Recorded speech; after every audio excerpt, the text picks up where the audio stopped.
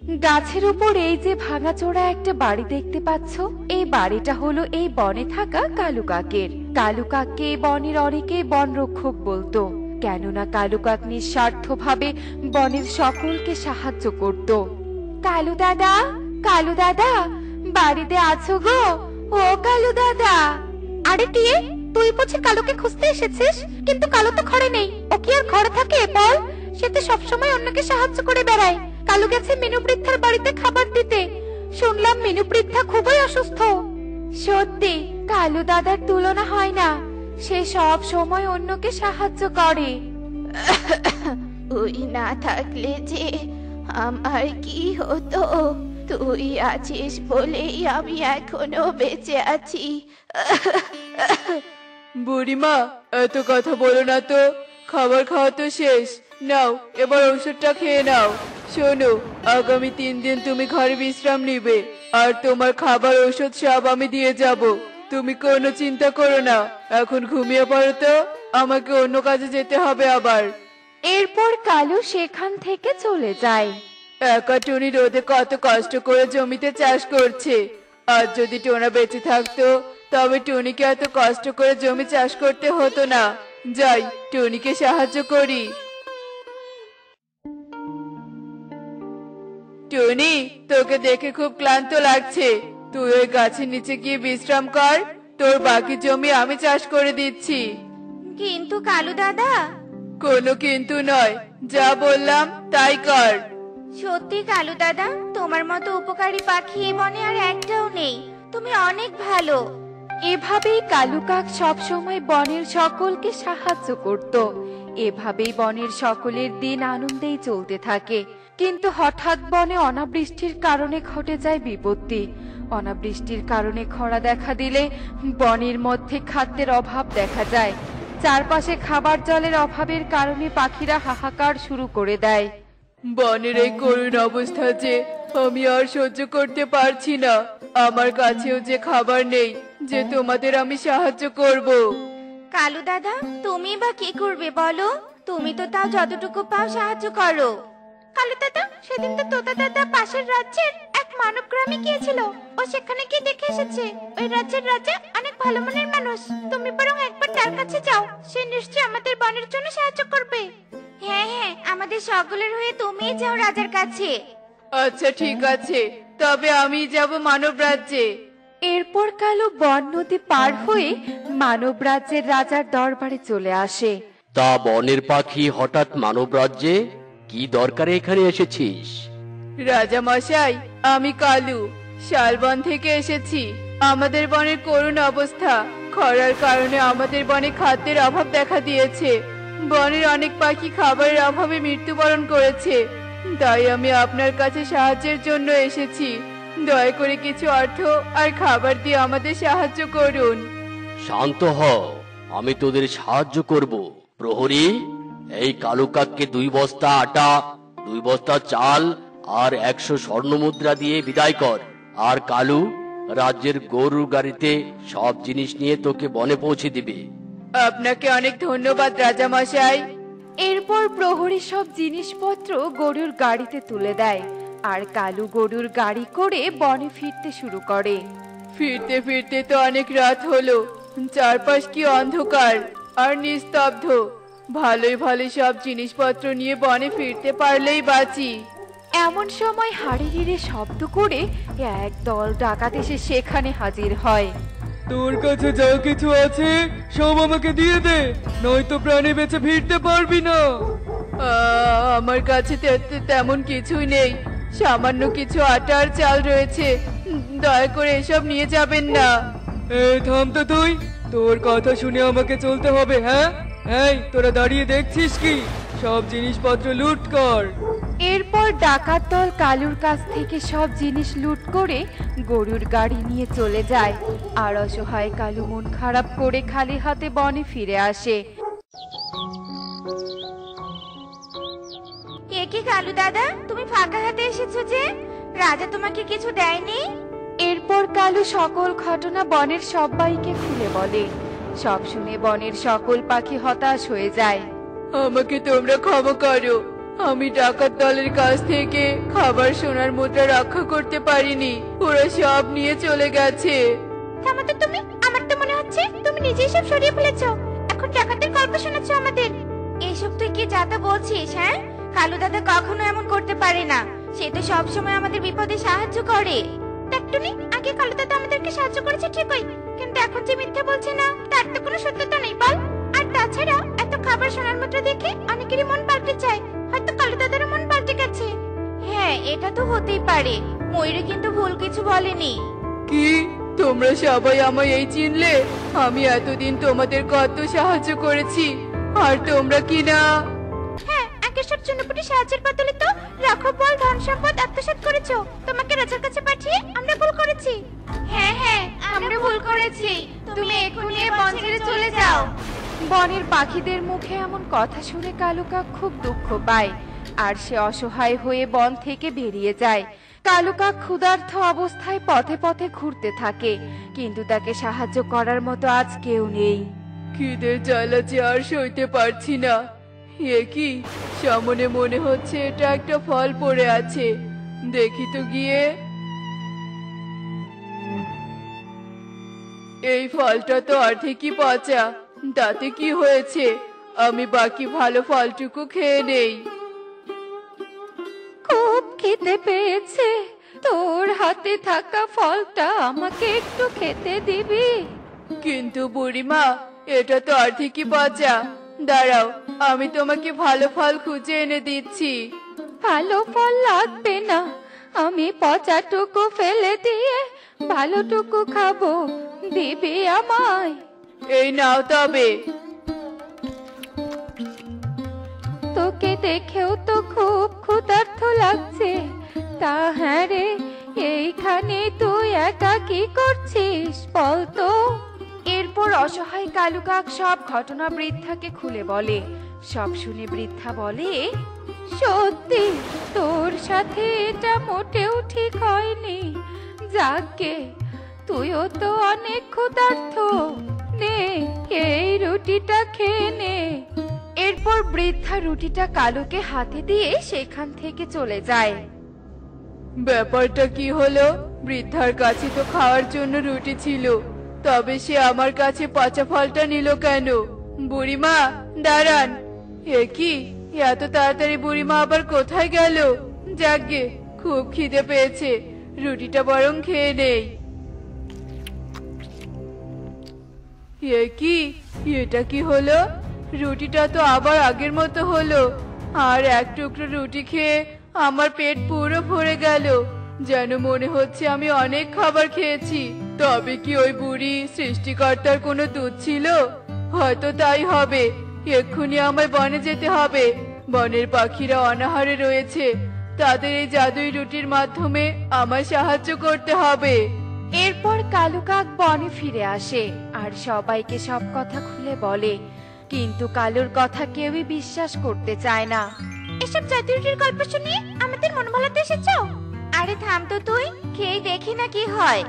এরপর বনের সব পাখি এক টুকরো করে রুটি ছিঁড়ে খেতে শুরু করে, আর তারা দেখে এক টুকরো রুটি খেয়ে তাদের সবার পেট ভরে গেছে, আর রুটিটা আবারও আগের মতো হয়ে গেছে। এ দেখে সবাই অনেক অবাক হয়ে যায়। দেখো সবাই, আমরা সবাই কালু দাদাকে কত অপমান করলাম, আর তা সত্ত্বেও কালু দাদা আমাদের উপকার করলো। আমরা সবাই কালু দাদাকে ভুল বুঝেছিলাম।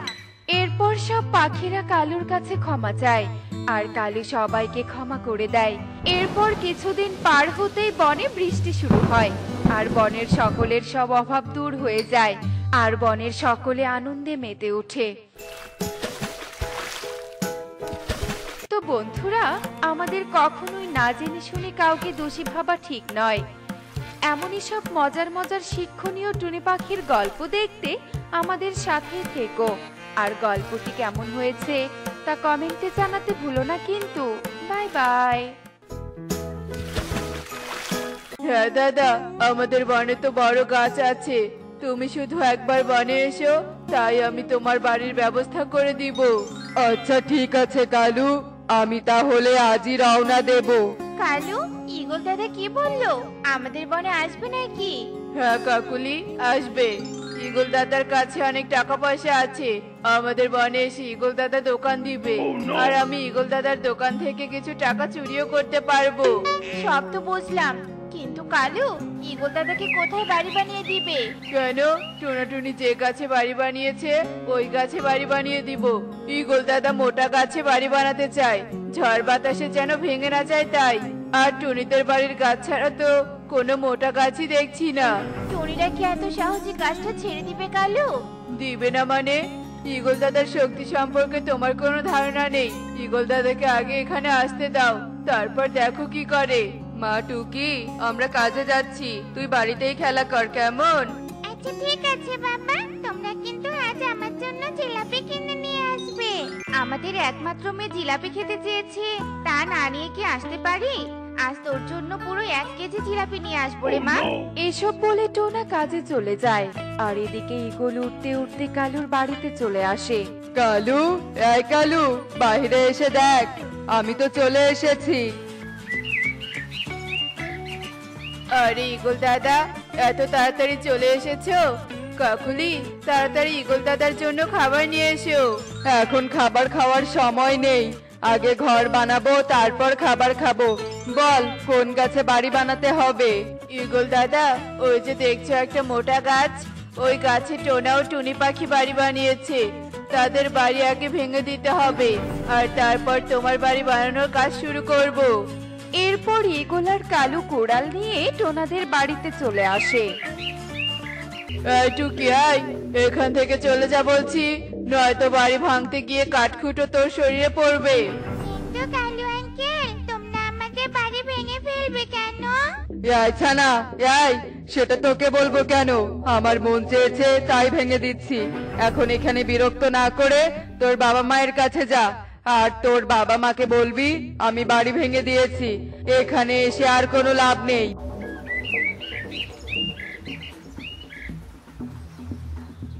মা বাবা, সর্বনাশ হয়ে গেছে। কি হয়েছে রে মা? তাড়াতাড়ি বল আমাকে। তারপর টুকি টোনাকে সব খুলে বলে। শয়তান ঈগল আর কালু শুধু শুধু আমাদের বাড়ি ভাঙবে কেন? আমরা ওদের কি ক্ষতি করেছি? চলো টুনি, এক্ষুনি বাড়িতে যাই। হ্যাঁ টোনা, তাই চলো। তারপর টোনা ও টুনি তাড়াতাড়ি করে তাদের বাড়িতে চলে আসে। আর ততক্ষণে ঈগল ও কালু তাদের পুরো বাড়ি ভেঙে ফেলেছে। কালু দাদা, তুমি ঈগল দাদাকে ডেকে এনে আমাদের বাড়ি কেন ভেঙে দিলে? আমরা এখন কোথায় থাকবো? তোর বাড়ি ভেঙেছি তো কি করবি? হ্যাঁ, আমাদের মারবি নাকি? এদিকে আয়, একটা আঁচড় দিয়ে ভুঁড়ি বের করে দিব। আমি এই গাছে বাড়ি বানাবো, তাই তোর বাড়ি ভেঙে দিয়েছি। আজ থেকে আমি তোদের বনেই থাকবো আর ব্যবসা করব। সব শুনেছিস? এখন এখান থেকে চলে যা তো। টোনা, তুমি ওদের সাথে ঝগড়া করতে যেও না, কারণ ওদের শক্তি আমাদের থেকে অনেক বেশি। তাই আমরা ওদের সাথে পেরে উঠবো না। চলো, আমরা বনের অন্য গাছে গিয়ে বাড়ি বানাবো। হ্যাঁ টুনি, তাই চলো। তবে আগে কাজগুলো শেষ করতে হবে, নয়তো টাকা পাবো কোথায়? এসব বলে টোনা টুনি মন খারাপ করে সেখান থেকে চলে যায়। আর এভাবেই সারা দিন কেটে বিকেল হয়ে যায়। বিকেল হতেই টোনা টুনি কাজের পারিশ্রমিক নিয়ে একটি শক্ত গাছের কাছে যায়। টুনি, এই গাছটা মজবুত আছে, চলো আমরা এই গাছেই বাড়ি বানাই। হ্যাঁ টোনা, ঠিক বলেছো। চলো, এখন আমরা জঙ্গলে গিয়ে কাঠ নিয়ে আসি। টুনি, তোমার জঙ্গলে যাওয়ার দরকার নেই, তুমি টুকিকে নিয়ে বাজারে যাও। বাজার খরচের সাথে রশি কিনে নিয়ে এসো, ঘর বানাতে অনেক রশির প্রয়োজন হবে। আচ্ছা ঠিক আছে টোনা। এরপর টোনা জঙ্গলে কাঠ কাটতে চলে যায় আর টুনি টুকিকে নিয়ে বাজারে চলে যায়। হঠাৎ জঙ্গলে যেতেই মুষলধারে বৃষ্টি পড়তে থাকে। এ কি, এই সময় আবার বৃষ্টি শুরু হলো? এখন তাহলে আমি কাঠ কাটবো কি করে? ওই তো একটা গুহা দেখা যাচ্ছে, আমি বরং ওই গুহার ভিতরে গিয়ে আশ্রয় নেই। বৃষ্টি থামলে তারপর কাঠ কাটবো। এসব বলে টোনা গুহার কাছে চলে যায়। আর যখনই ভেতরে ঢুকতে যাবে আর তখনই সেখানে নাগিন চলে আসে। এই পাখি, দাঁড়া বলছি, তোর এত বড় সাহস, আমার গুহায় স্বর্ণমুদ্রা চুরি করতে যাচ্ছিস? না না নাগিন, আমি তোমার গুহায় স্বর্ণমুদ্রা চুরি করতে যাচ্ছি না। আমি তো... হয়েছে, তোকে আর মিথ্যে বলতে হবে না, এক্ষুনি তোকে মজা দেখাচ্ছি। আমার গুহায় কেউ স্বর্ণমুদ্রা চুরি করতে আসলে তাকে আমি কঠিন শাস্তি দেই। এই কথা বলে নাগিন টোনাকে একটি কাচের পাত্রে বন্দি করে ফেলে। আর তখনই একটি গাছের ডাল ভেঙে নাগিনের উপর পড়তেই নাগিন সেখানে পড়ে যায়। এ কি সর্বনাশ হলো! কে কোথায় আছো? আমাকে সাহায্য করো, আমি যে বড় বিপদে পড়েছি। নাগিন, আমাকে মুক্ত করে দাও, তাহলে আমি তোমাকে সাহায্য করব। তুই মুক্ত হওয়ার জন্য মিথ্যে বলছিস। এখন তোকে মুক্ত করলে তুই আমার গুহা থেকে স্বর্ণমুদ্রা নিয়ে পালিয়ে যাবি। তাই তোকে আমি মুক্ত করছি না। দেখি কোনো পাখি এদিকে আসে কিনা, কেউ আসলে তার কাছে সাহায্য চাইবো। এসব বলে নাগিন পাখি আসার অপেক্ষা করতে থাকে। আর এভাবেই বেশ কিছুক্ষণ কেটে যায় এবং বৃষ্টি থেমে আকাশ পরিষ্কার হয়ে যায়। এদিকে টুনি ও টুকি বাজার থেকে গাছের কাছে চলে আসে। মা টুকি, তোর বাবা বুঝি বেশি কাঠ নিয়ে আসতে পারছে না, তুই এখানে থাক, আমি তোর বাবাকে সাহায্য করতে চাই। আচ্ছা ঠিক আছে মা, যাও। টোনা, টোনা, তুমি কোথায়? আমার ডাকে সাড়া দাও। এই তো টুনি এসে গেছে। টুনি, আমি তোমার উত্তর দিকের একটি গুহার কাছে আছি, তুমি তাড়াতাড়ি এখানে এসো। এ কি টোনা, তোমাকে এভাবে কে বন্দি করেছে? ওমা, আবার দেখছি নাগিনও গাছের ডালের নিচে পড়ে আছে। সবটা পরে বলছি, আগে তুমি নাগিনকে মুক্ত করো, নাগিনের যে খুব কষ্ট হচ্ছে। এরপর টুনি নাগিনের ওপর থেকে গাছের ডাল সরিয়ে তাকে মুক্ত করে আর খুশি হয়ে নাগিন ও টোনাকে মুক্ত করে দেয়। সত্যি তুমি অনেক ভালো পাখি। তোমাকে বন্দি করার পরেও তুমি আমাকে মুক্ত করতে বললে। আমাকে ক্ষমা করে দাও। আমি তোমাকে ভুল বুঝে বন্দি করেছিলাম, ভেবেছিলাম আমার গুহায় চুরি করতে এসেছিলে। আমি তো জঙ্গলে কাঠ কাটতে এসেছিলাম নাগিন, ঘর বানাবো বলে, আর হঠাৎ বৃষ্টি আসার কারণে তোমার গুহায় আশ্রয় নিতে যাচ্ছিলাম। এখন তো সব বুঝেছি পাখি, তোমাকে আর কিচ্ছু বলতে হবে না, আর তোমাদের কষ্ট করে কাঠ কাটতে হবে না। আমি তোমাদের যা উপহার দিব তা বিক্রি করেই তোমরা সুন্দর বাড়ি বানাতে পারবে। এসব বলে নাগিন গুহার ভেতর থেকে 2 হাড়ি স্বর্ণমুদ্রা এনে টোনা ও টুনিকে দেয়। আর টোনা ও টুনি সেগুলো নিয়ে খুশি মনে বাড়ি বানানোর জন্য গাছের কাছে আসতে থাকে। আর তখনই পথে কালু ও ঈগলের সাথে দেখা হয়ে যায়। এই টোনা, তোরা এই স্বর্ণমুদ্রার হাড়ি কোথায় পেলি সেটা তোমাদের কেন বলবো? যদি না বলিস তাহলে এক্ষুনি তোদের ঘাড় মোটকে স্বর্ণমুদ্রার হাড়িগুলো কেড়ে নিয়ে যাব। না না দাদা, এগুলো কেড়ে নিও না, বলছি সব বলছি। জঙ্গলের এক গুহায় নাগিন থাকে, আর ওই নাগিন আমাদের এগুলো দিয়েছে। হয়েছে, আর কিছু বলতে হবে না। কালু, দোকানের কাজ পরে করব, আগে স্বর্ণমুদ্রাগুলো ছিনিয়ে নিয়ে আসি। হ্যাঁ দাদা, চলো। টুনি, এবার এরা উচিত শিক্ষা পাবে। নাগিনের গুহায় গেলে নাগিন আর এদের ছেড়ে দিবে না। এসব বলে টোনা টুনি সেখান থেকে চলে যায়। আর এদিকে কালু ও ঈগল নাগিনের গুহার ভেতরে ঢুকে পড়ে। ওরে বাবা, এত স্বর্ণমুদ্রা! এগুলো বিক্রি করলে তো সারা জীবন বসে খেলেও টাকা শেষ হবে না। কালু, ওই নাগিনকে আগে মেরে ফেলতে হবে, নয়তো এত স্বর্ণমুদ্রা হারাতে হবে। তোদের এত বড় সাহস, তোরা আমাকে মেরে স্বর্ণমুদ্রা নিয়ে যাবি? দাঁড়া, এক্ষুনি তোদের মজা দেখাচ্ছি। তোদের এমন হাল করব যে তোরা কোনোদিন এখান থেকে বের হতে পারবি না। এসব বলে নাগিন রাগে আগুন হয়ে কালু আর ঈগলকে কাচের পাত্রে বন্দি করে রাখে। আর এদিকে টোনাটুনি স্বর্ণমুদ্রা বিক্রি করে সুন্দর একটি বাড়ি বানিয়ে সুখে দিন কাটাতে থাকে।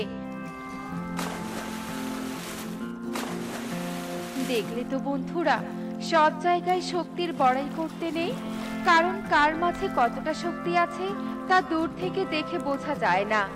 এমনই সব মজার মজার শিক্ষণীয় টুনি পাখির গল্প দেখতে আমাদের সাথেই থেকো। আর গল্পটি কেমন হয়েছে তা কমেন্টে জানাতে ভুলো না কিন্তু। Bye bye.